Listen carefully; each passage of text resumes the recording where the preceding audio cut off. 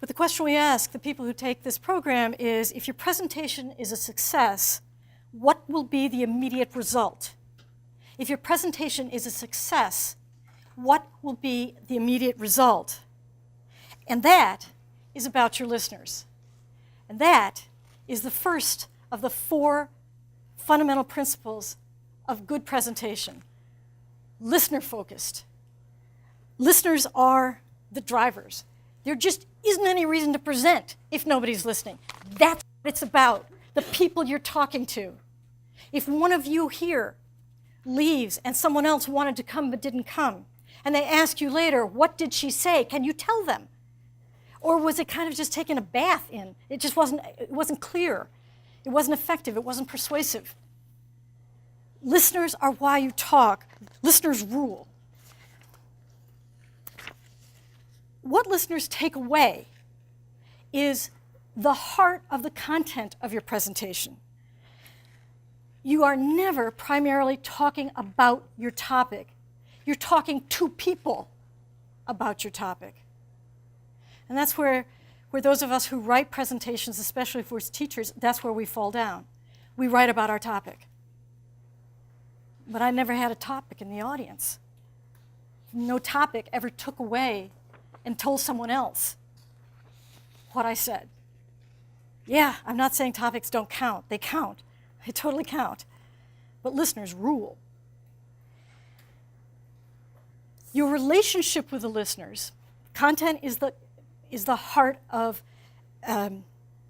what listeners take away, but your relationship, presenter, that's why there are people involved. That's why it's not all a recording. The relationship with your listeners is the heart of their experience of your presentation. People listen when something good is happening. They sit there when not very much is. Listeners are players. They're not passive receptacles. They're evaluating you, what you say, yes, but when they're evaluating you and what you're saying, they're using head, heart, and kind of the belly test. 3 ways of judging the quality of what they're listening to. We will look at how you reach people all 3 ways. I know we're in an academic setting, but we're in a very good academic setting. And so people don't just rely on listeners' heads. They try to reach people roundly, as humans like to be reached. Listeners have priorities. They are not neutral sponges absorbing what you say. Guess what their first priority is? How's it going for me? What's in this for me? They're thinking about, where's the advantage to me in listening to this? They're thinking about their own interests and concerns around whatever it is that you're talking about. They come with their own ideas, their beliefs, their values, their own views. They're not born listening to you talk, they bring it. We make a mistake. They're also interested in lining up because they often want to move the thinking of the people that they feel close to. So this is their circle, but we're often way out here talking about big issues, talking about distant concerns. They're not irrelevant. Don't misunderstand me. I spent a lot of my time working on that too. But if we don't treat listeners as players with priorities, if we focus out here exclusively, we're losing a lot.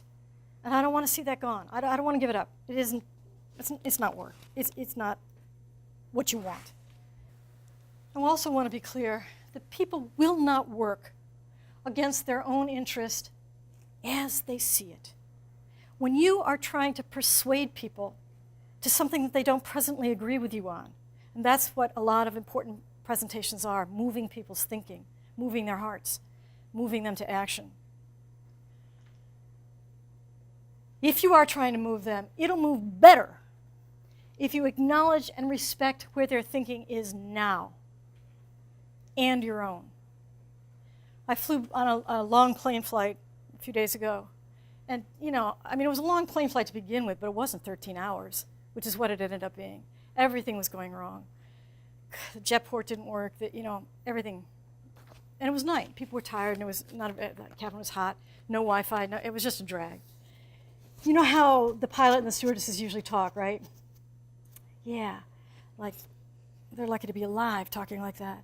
Instead, the pilot comes on and he says, there's not much I can do for you. And right away, I felt like, this is the first honest thing I've heard in a while. And then he said, but I can keep you apprised of the sports scores. Now that's somebody who's reaching across to the people that he's talking to and thinking like them and moving them that way. And you know, everybody in the, people were not, ha ha ha, it wasn't like that, wasn't that happy. But there was a lot of kind of, people were chuckling. And I was glad because they were pretty annoyed sitting right around me.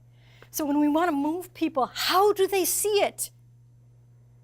What we're talking, how do they see what we're talking about? Not, what do I think? I'm not talking to myself. Next time I am, that's what I'll use. But how do they see it? And how can I grant what they see?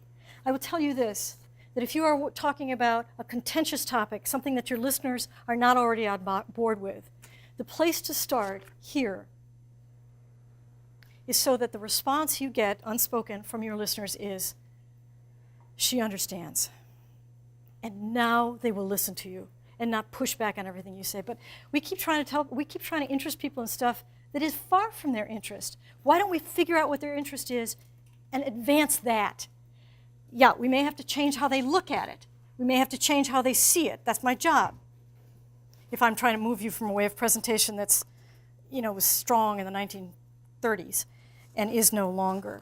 So when you're making an argument, give your listeners something to move toward and give them something to move away from. And often that's the dark side, the bad news of a presentation. You want to be reaching across to people on their side in a clear, compelling, convincing, consistent way so that they say, she understands, and are then at least marginally open to what you have to say. And are not sitting there saying, but, because you are not open to their thinking. How insulting can that be? I cannot think of a lot of more insulting things than my not caring what my audience thinks. But we see that all the time.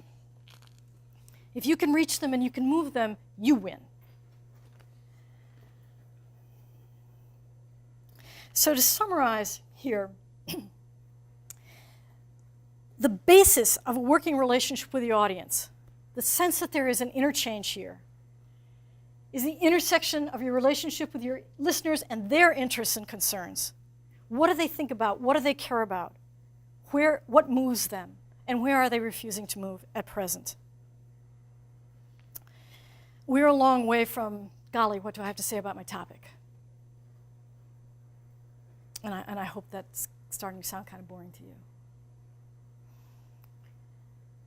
Now, all of this affects your attitude toward your relationship to your listeners.